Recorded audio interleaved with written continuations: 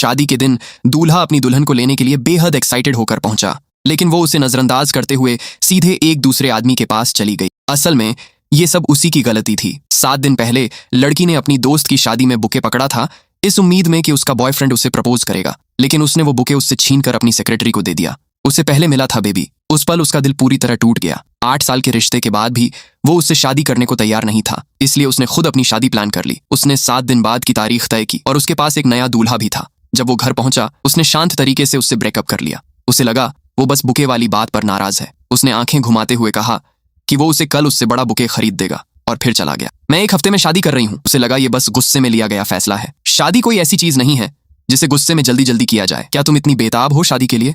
उस एक लाइन ने उसकी सारी उम्मीदें तोड़ दी। हाँ, मैं हूं। मेरी सारी दोस्तें शादी कर चुकी हैं, मुझे भी शादी करनी है। तभी उसकी सेक्रेटरी का कॉल आ गया। वो हर बार उसके लिए सब कुछ छोड़ देता था, चाहे कितनी भी रात क्यों ना हो। जाते जाते उसने साफ कर दिया कि वो उससे शादी नहीं करना चाहता, और वो कुछ भी कर ले उसका फैसला नहीं बदलेगा। उसने उनका साथ वाला फ्लैट भी बेच दिया। सामान पैक करते वक्त उसे एक जरूरी कॉन्ट्रैक्ट मिला जो वो भूल गया था, तो वो उसे देने उसके ऑफिस गई। लेकिन जैसे ही वो दरवाजे के पास पहुंची, उसने अंदर से सेक्रेटरी की फ्लर्टिंग सुनी। मिस्टर चैन, ये मेरी गलती है कि मैंने बुके पकड़ लिया। अब ऑफिस में सब लोग बातें कर रहे हैं। मेरे कलीग्स पूछते रहते हैं कि क्या आप और मैं। उसका दोस्त मजाक उड़ाते हुए बोला कि उसे उसकी गर्लफ्रेंड की जगह ले लेनी चाहिए। बस करो, ये सब अफवाहें हैं, मुझे फर्क नहीं पड़ता। उसे याद आया कैसे वो उसके लिए लंच लेकर आती थी और वो हमेशा मना कर देता था। मैं नहीं चाहता कि लोग मेरी पर्सनल लाइफ के बारे में बातें करें। अब उसे सच्चाई समझ आ गई। उसे ऑफिस रिलेशनशिप से नफरत नहीं थी, उसे बस उससे नफरत थी।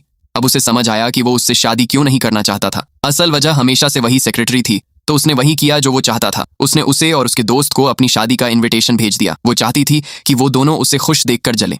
इस बार वो उसे हमेशा के लिए पछताने पर मजबूर कर देगी। इनविटेशन में टाइम और लोकेशन पहले से सेट थे। मैं नहीं जा रहा, उसे अपना टाइम बर्बाद करने दो। मैं देखना चाहता हूं वो अकेली कैसे संभालती है। मेरे अलावा वो किसे चुनेगी? लेकिन उसके लिए सबसे बड़ा झटका तब लगा जब वो पूरी तरह गायब हो गई। पहले वो हमेशा उसका ध्यान पाने के लिए पीछे भागती थी, लेकिन इस बार नहीं। अब वो खुद घबराने